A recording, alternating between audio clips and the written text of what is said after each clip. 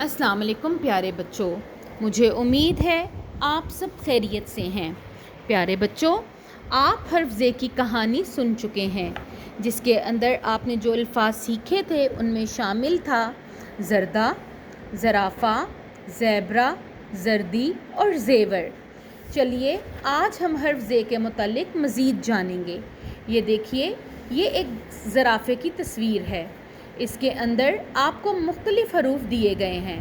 آپ نے ان میں سے حرف زے کو تلاش کرنا ہے اور اس میں پیلا رنگ بھرنا ہے۔ اس طرح سے آپ نے یہ کام کرتے ہوئے ایک بات یاد رکھنی ہے کہ حرف زے کے اوپر ایک نقطہ ہوتا ہے اور یہ بناوٹ میں بالکل حرف رے کی طرح ہوتا ہے۔ شاباش، مجھے امید ہے آپ بہت اچھے سے اس سرگرمی کو انجام دے لیں گے۔ چلیے اب آگے بڑھتے ہیں۔ اب باری ہے حرف کی بناوٹ کی۔ جیسا کہ میں نے آپ کو پہلے بتایا کہ حرف زے بالکل حرف رے کی طرح لکھا جاتا ہے، لیکن اس کے اوپر ایک نقطہ ہوتا ہے۔ آپ اس زے کے اوپر کریون پھیریں تاکہ آپ اسے آسانی سے لکھنے کے قابل بن جائیں۔ یہ دیکھیے، حرف زے ایک فرشی حرف ہے کیونکہ یہ لائن کے اوپر لکھا جاتا ہے۔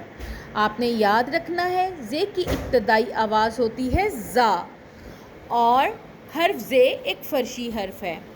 یہ بھی باقی شرارتی حروف کی طرح اپنے بعد میں آنے والے الفاظ کو اپنے ساتھ جڑنے نہیں دیتا، بلکہ ان سے الگ ہی رہتا ہے۔ اس کے علاوہ یہ رے کے خاندان کا تیسرا حرف ہے۔ آپ اپنی پڑھائی کی اور لکھائی کی مشق کو جاری رکھیں۔ اگلے سبق میں ملاقات ہوگی۔ اللہ حافظ۔